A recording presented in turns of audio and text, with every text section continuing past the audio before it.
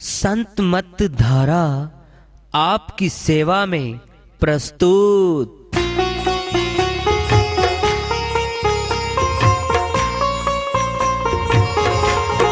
जो चाहता है प्रभु प्यारा वो आओ संत मत धारा।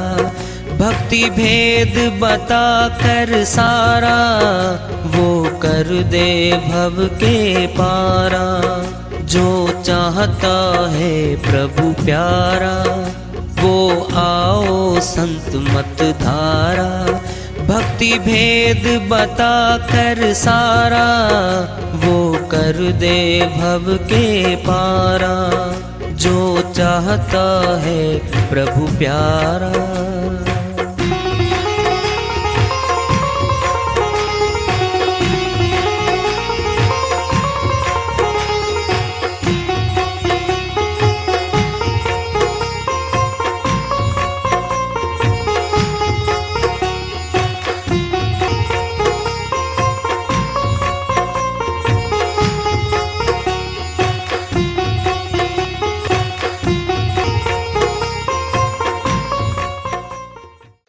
परम पूज्य सदैव स्मरणीय सदगुरु साहिब की जय हो। सतनाम साहिब। आदरणीय सर्व संतों की जय हो। उपस्थित आदर के योग प्रभु प्रेमी एवं जिज्ञासु आत्माओं, हम सभी पूर्ण पिता परमात्मा सभी सृष्टियों के रचनहार कुल मालिक हम सबके जीवन का आधार उनकी महिमा को सुनने के लिए एकत्रित हैं। मेरी सभी से अर्ज है कि मैं कोई जगत गुरु नहीं, कोई महाराज नहीं, कोई महामंडलेश्वर नहीं। मैं केवल सभी संतों की चरणों की धूल हूँ और आपका भक्ति मार्ग में सहायक हूँ। मैं अपनी सीधी साधी टूटी फूटी भाषा में, संदुकड़ी भाषा में भक्ति भेद के गूढ़ रहस्यों को उजागर करने वाले विचार आपके समक्ष रख रहा हूँ। यदि अच्छे लगे अपनाएं, नहीं तो गैर जरूरी समझकर विसार दें। हाँ, सत्संग ही एकमात्र प्रभु प्राप्ति का विद्यालय है, विश्वविद्यालय है ये। और हम सभी सत्संग में आए हुए हैं। हम जिज्ञासु तभी तो हम आए हैं। हम पिछले सत्संगों से वार्ता करते चले आ रहे हैं कि चेतावनी से प्रभु प्राप्ति की ओर। इस अध्याय को, इस वार्ता को आज फिर आगे बढ़ा रहे हैं। एक दिन ऐसा होएगा कोई काहू का नाही, घर की नारी क्या कहे तेरे तन की नाड़ी नाही। कबीर साहिब बहुत बड़ी बात समझा रहे हैं हमें। हे मनुष्य, एक दिन आएगा, 2 दिन नहीं है वो, केवल एक दिन है वो, मौत का। डर लगता है, बिल्कुल। सभी डरों का राजा है मौत। मरना कोई नहीं चाहता,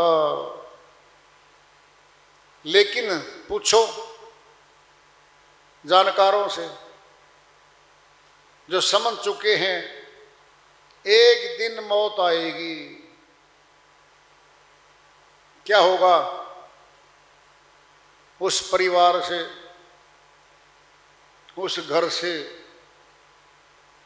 अलग हो जाएंगे हम। एक दिन आएगा वो। एक दिन ऐसा होएगा कोई काहू का नहीं, कोई किसी का नहीं रहेगा। अर्थात जो जा रहा है वह नहीं रहा। दसाई है, 13वीं है, रस्म क्रिया सारी पूरी करके तेरे में गया हे मालिक। 13वीं का अर्थ क्या है? तेरे में समाहित। आत्मा परमात्मा में समाहित हो गई। कभी कभार याद करेंगे। कमाई करने वाला था, हर महीने तनख्वाह वेतन लाता था, दुकान पे जाके पैसे कमा के लाता था। वो तो आएगा याद, जब तक कोई अल्टरनेटिव नहीं बनता आमदनी का, तब तक उसको याद रखते हैं।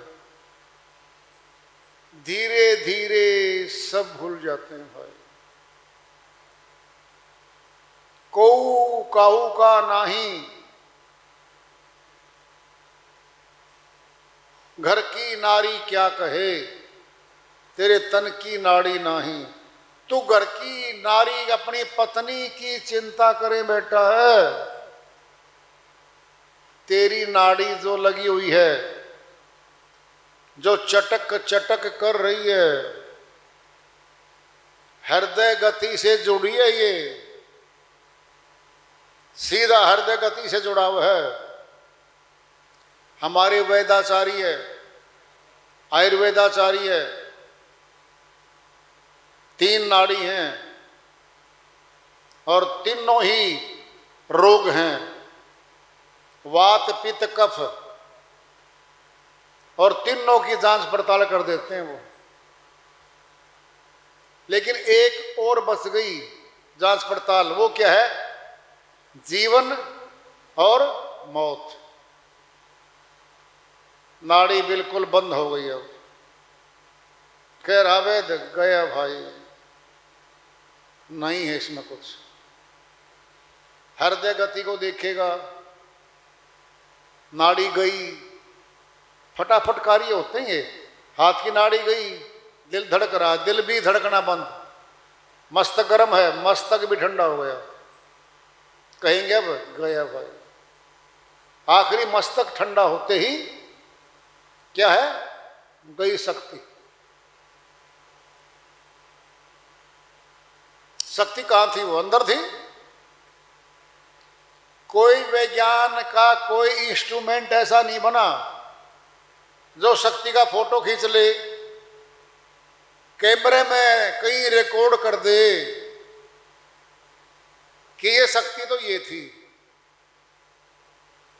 ये सच्ची है कि हमारे अंदर शक्ति बैठी है। सुन लो, जिंदे और मुर्दे आदमी की तुलना कर लो एक बार। एक रत्ती भी वजन नहीं घटता, मौत पे घटता ही नहीं वजन। कोई इंस्ट्रूमेंट नहीं बना इसका वजन कर दे। सुनो पहले कैसे। आत्मा अविनाशी है,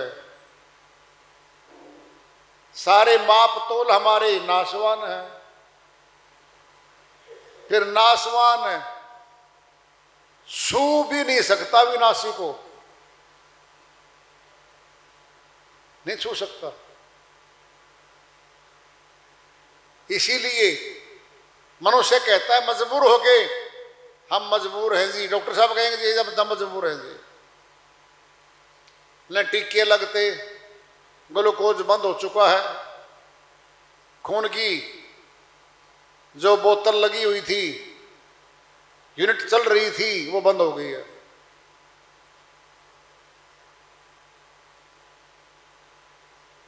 मजबूरी जाहिर कर देंगे वो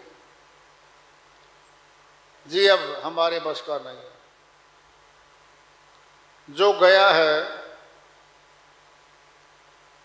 बोलता था, देखता था, सुनता था, जो निकल के जा चुका, होंठ तो लगे हैं, बोलता नहीं है, आंखें जड़ी हैं ज्यों की त्यों, एक पलक का बाल भी नहीं हिला, लेकिन देखने की शक्ति गई, सुनने की शक्ति गई। इसका अर्थ क्या है? कान तो जड़े हुए हैं, आंख भी जड़ी है, गला, होंठ, कंठ भी लगा हुआ है। इसका अर्थ क्या था? वो जो शक्ति थी, आंख से देखती थी, कान से सुनती थी, और मुखड़े से बोलती थी।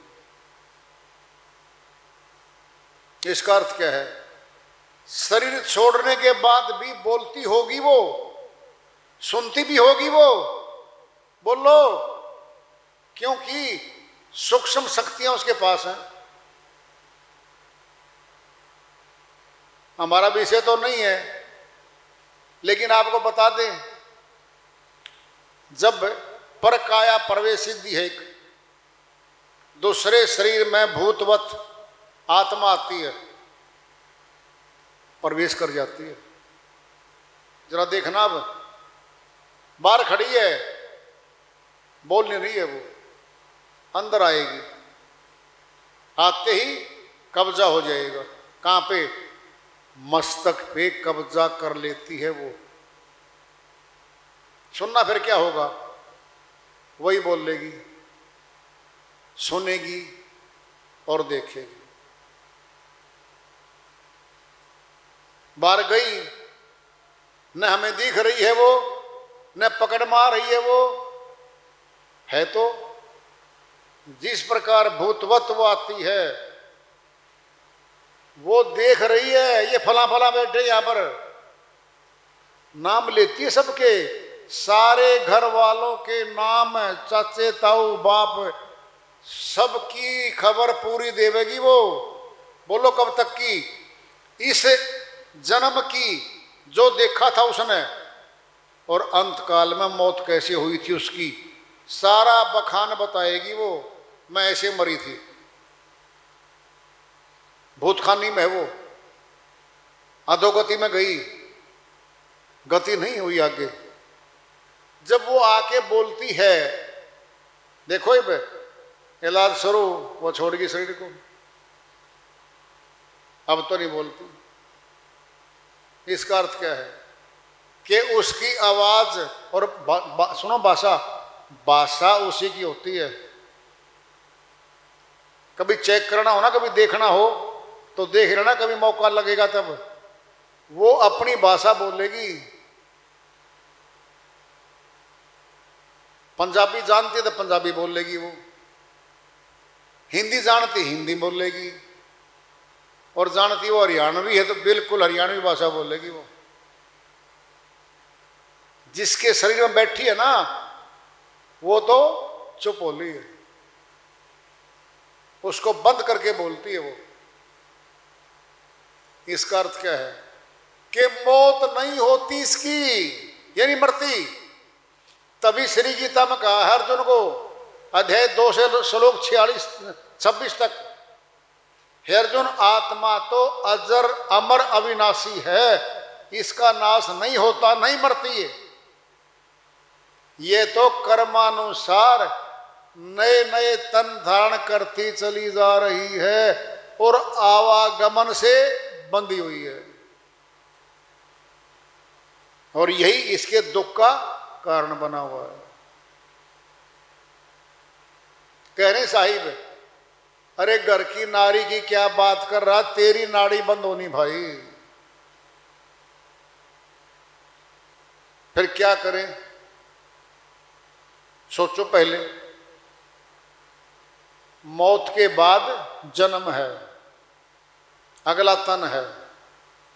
कैसे? कर्मानुसार। कर्म कितने करते हैं? ज्यादा करते हैं, कर्म ज्यादा करते हैं। मनसा वाचा कर्मणा, मानसिक कर्म, वचनिक कर्म, स्थूल हाथों से कर्म, भोगते कम हैं, ये जमा हो जाते हैं। इस मार्ग पे संत आए, अध्यात्मवादी आए, भगवान की भक्ति करने वाले आए, उन्होंने खोजें करी, अपने शरीर में क्या क्या था इन्हें खोज लिया, परमात्मा की शक्ति और आत्मा की शक्ति पे चले वो खोजने कि इनको देखते हैं कहाँ पे ही है। तो हुआ क्या, वो देख के अनुभूति करके आए। उन्होंने आगे बताया, पब्लिक जो ज्यादा बची है वो देख नहीं पाती, इसीलिए उन संतों की अनुभूति की बात को मानते नहीं है।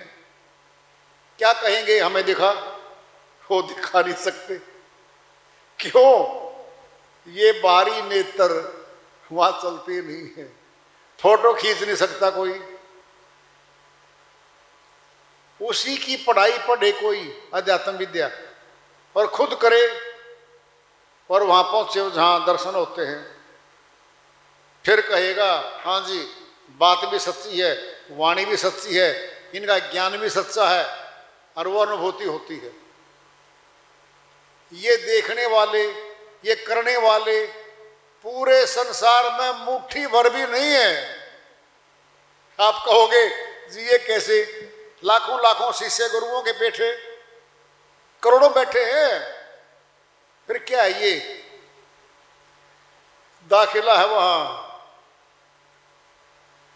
देखा नहीं है, दाखिला दे दिया गया। फिर दाखिले मात्र से तो ऊंची क्लास नहीं मिलती। अरे एमए करनी है या एमएससी, एमटेक, एमकॉम या जो भी विद्या पढ़नी है, 17-18 साल लग गए भाई। 17-18 साल में क्या मिलेगा? डिग्री मिलेगी एक पोस्ट ग्रेजुएट की, स्नातक की। ये करके आया है और सुनना है उसका इंटरव्यू, उसकी परीक्षा उससे ऊंची क्लास वाला लेगा। ये भी सोच लो, एमए क्लास इंग्लिश के सब्जेक्ट मैटर है और 10वीं क्लास का पेपर है। 8वीं क्लास का अध्यापक नहीं चेक कर सकता। कम से कम तो जो है ना एमए बीएड हो या बीए बीएड हो, यानी 10वीं से 12वीं से ऊंची क्लास का अध्यापक आएगा, वो चेक करेगा, फिर बताएगा।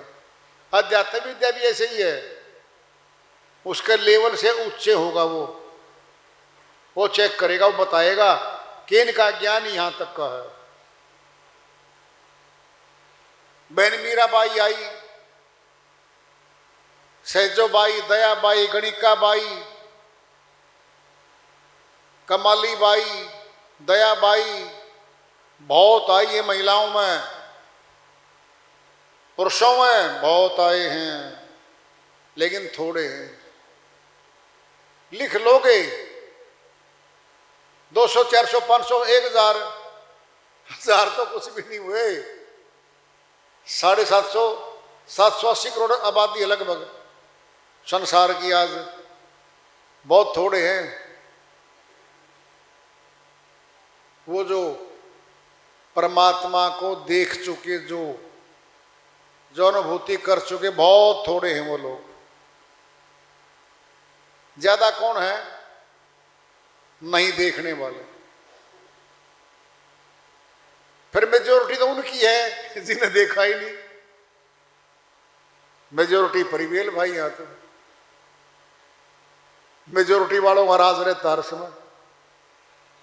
अरे अपने घर में भी सत्संगी एक है, बाकी 20 विरुद्ध है, खिलाफ है और मजाक उड़ाएंगे। ये भी सोच लो तुम, उस सत्संगी भाई का बाकी, अरे बाहर वाले की छोड़िए, घर वाले। कौन है घर वाले? क्या सोच लिया हमने? हम सत्संगी हो गए, भक्ति करने वाले हम हो गए, हमने परिवार वालों को बदल दिया? शायद नहीं बदलते। वो जैसे रिश्तेदार नहीं बदलते, दोस्त नहीं बदलते, पड़ोसी नहीं बदलते, हमारे घर वाले भी नहीं बदलते। क्यों? संसार का एक हिस्सा घर में बैठा है। अरे जो संसारी भाषा बोलेगा, कौन है वो संसारी? चाहे घर का हो, चाहे बाहर का हो, चाहे पड़ोसी हो। जो संसारी बात कर रहा है वो संसारी ही तो है। घर वाले भी भगत की बात को नहीं मानते, विश्वास नहीं करते। वो तुलनाएं की बात करते हैं क्या क्या मनोकामना पूरी होती बताओ तुम्हारे गुरु जी के पास जाने से? एजेंसी मिल जाएगी, फार्म भर रखा है, नौकरी मिल जाएगी, रिश्ता नहीं होता बेटे का हो जाएगा। वो दुनिया भी मन्नतें मांग रहे हैं, वो भगवान को मांग ही नहीं रहे। फिर भगत क्या बोलेगा? भाई या बेटा जो भी नातीदार होगा, भगवान की भक्ति होती है, भगवान का दर्शन क्या चाटेंगे हम उसको? अरे मिलता क्या है? ऊंचा बोलेगा, ऊंचा बोलता बोलता क्रोध में हो जाएगा वो, और सत्संगी दबता रहेगा और मौन हो जाएगा वो। जरा देखना अब क्या होगा। संसारी बोलेगा बोल अब, वो क्या बोलेगा? सत्य को सत्य मानता नहीं अगला, आपकी बात पर विश्वास करता नहीं वो, तो फिर क्या हो जाएगा? मौन। क्यों हो जाएगा? सोचो। अरे जो सुनना नहीं चाहता सत्य को, मानता नहीं है संतों की बात को, संतों की बात कोई नहीं मानता, हमारी थोड़ी मानेगा वो, हम तो कुछ भी नहीं। ये तो वो दुनिया है जिंदे बाप से दंगम दंगा, मरे बाप को भेजो श्री गंगा। जब तक जिंदा रहा उसके साथ विरोध किया, उसकी बात को नहीं मानते थे, उसको दवाइयां भी नहीं देते थे, जरूरत के पैसे भी नहीं देते थे, चाहे बेटे 3-4 भी क्यों नहीं हो। और जब पिताजी गुजर गया, अब बोलेंगे ऊंचा घर अपना, ऊंची कोठी है, इस गांव में जमीन बहुत ज्यादा अपने पास, फिर क्या करें? भंडारा कर दो पिताजी के नाम का। अब जरा देखना, रिश्तेदारों को, दोस्तों को, गांव वालों को, शहर वालों को न्योता देके बुलाएंगे भाई। 20 लाख रुपए भंडारे पे लगा दिए, जाने वाले को तो एक दाना नहीं मिलना चावल का। कौन खा गए? खा गए वो। क्यों लगाया वो? मान बढ़ाई में, अपनी मान बढ़ाई में, ताकि लोग कहें देखो भाई फला ने ऐसा कर दिया।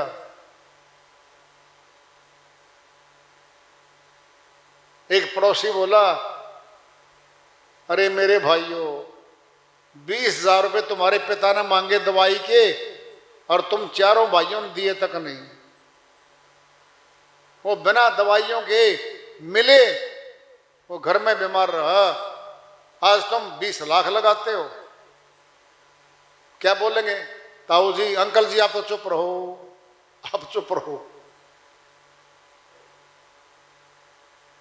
यही है, यही दुनिया है।